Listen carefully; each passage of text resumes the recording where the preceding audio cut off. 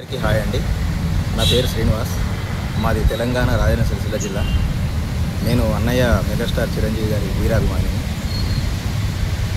నేను అన్నయ్య సినిమాలు వరుసగా చూస్తుంటాను.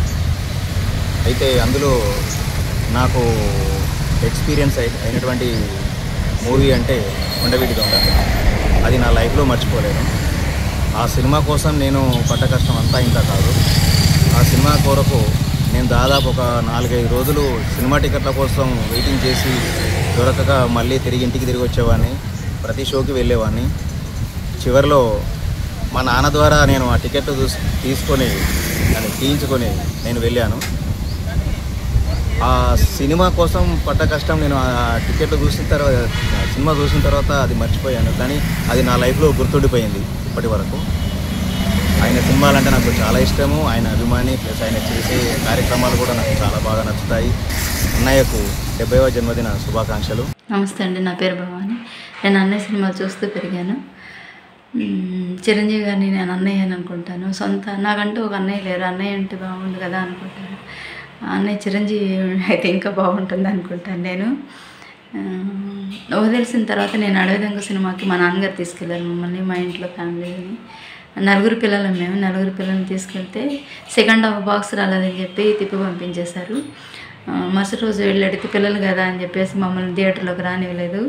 ఇక మా నాన్నగారిని తీసుకుని మూడో రోజు వెళ్ళినప్పుడు ఆ సినిమా మళ్ళీ టికెట్ పెట్టి చూసాము. మా నాన్నగారు నేను ఊరుకోలేదు, చూడాల్సిందే అనేసి ఆ సినిమా చూసాను. ఆ సినిమాలో అతను అడవి దొంగలో ఒక అడవి జంతువుల మధ్య పెరుగుతాడు. అడవి మనిషిలాగా గురుగురు అని మాట్లాడు. ముందు అసలు భాష రాదనమాట. ఆ ఎక్స్ప్రెషన్స్, ఆ భావజాలం అంతా చూసిన తర్వాత అసలు అడవి మనిషి ఎలా ఉంటారు, అడవిలో జంతువుల మధ్య పెరిగిన మనిషి. తర్వాత నెమ్మదిగా శారద తల్లి క్యారెక్టర్ సారు అతను ఎడ్యుకేట్ చేసి శత్రువులను ఎదిరించి అదంతా సినిమా అంతా చాలా ఇంట్రెస్టింగ్ అనిపించింది. మూడో రోజు ఫస్ట్ టైం థియేటర్కి వెళ్ళి ఆ సినిమాలు చూడడం, ఆ క్రౌడ్, జనాల కేకలు ఇవన్నీ చూసి నేను సంథింగ్ స్పెషల్ అనుకునేదాన్ని. అసలు ఆ క్యారెక్టర్ కూడా నాకు చాలా నచ్చింది. తర్వాత నెమ్మదిగా ఆ సినిమాలు చూస్తూ ఉన్నాం. స్ట్రీట్ రౌడీ అని ఇంకా చాలా మూవీస్ వచ్చినా నాకు ఛాలెంజ్ సినిమా అనేది చాలా ఇష్టం ఉంది. ఆ సినిమా నన్ను ఎంత ఇన్స్పైర్ చేసింది అంటే లైఫ్లో ఒక గోల్ పెట్టుకోవడానికి, ఆ గోల్ రీచ్ అవ్వడానికి నేను 24 ఇయర్స్కే నేను గవర్నమెంట్ జాబ్ తెచ్చుకోవడానికి ఒక విధంగా ఆ సినిమానే కారణం అంటాను. నేను ఏదైనా సరే నాకు ఎందుకో చాలా ఇన్స్పిరేషన్ ఉంటుంది లైఫ్లో. చాలా కోపం ఉండేది నాకు. కోపం వస్తే ఎక్స్ప్రెస్ చేయటం, ఎవరైనా అంటే ఒకటంటే రెండంటాం అలాంటి ఉంటుంది. ఇప్పుడు ఆయన చూస్తే ఏం నేర్చుకున్నా అంటే ఎవరైనా విమర్శించినా మనం విమర్శించకూడదు, ఏమన్నా చిరునవ్వుతూ ఉండాలి. కాలమే సమాధానం చెప్తుంది. ఓపిక అవసరం, మౌనంగా ఉండడం ఎంత అవసరం అనేది ఆయన చూసి నేను నేర్చుకున్న విషయాలండి. ఎవరెంత విమర్శించినా, ఎన్ని రాళ్ళు వేసినా కానీ ఆయన దేనికి సమాధానం ఇవ్వరు. ఒకసారి కొన్న సినిమా చూసాను.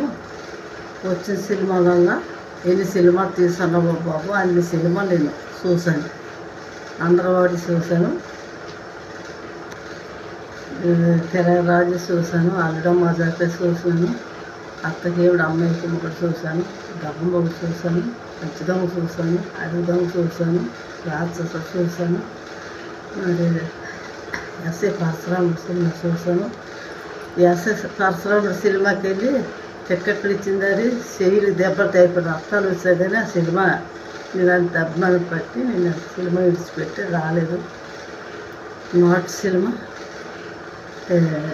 ఆటో వీరయ్య సినిమా అది కూడా చూశాను. సెల్లోని కూడా నేను అంత అభిమానము ఆనందం తట్టుకున్నాక ఈ సినిమాలలో నేను చూస్తుంటాను సెల్లోని. ఫ్రెండ్స్, ఈ వీడియో నచ్చినట్లయితే హైప్ చేయండి. కామెంట్ సెక్షన్ పక్కన 2 డాట్స్ ఉంటాయి. లెఫ్ట్ సైడ్ స్వైప్ చేస్తే హైప్ దిస్ వీడియో అని కనబడుతుంది. ప్లీజ్ హైప్ చేయండి. దానివల్ల మరికొంతమందికి ఈ వీడియో వెళ్తుంది.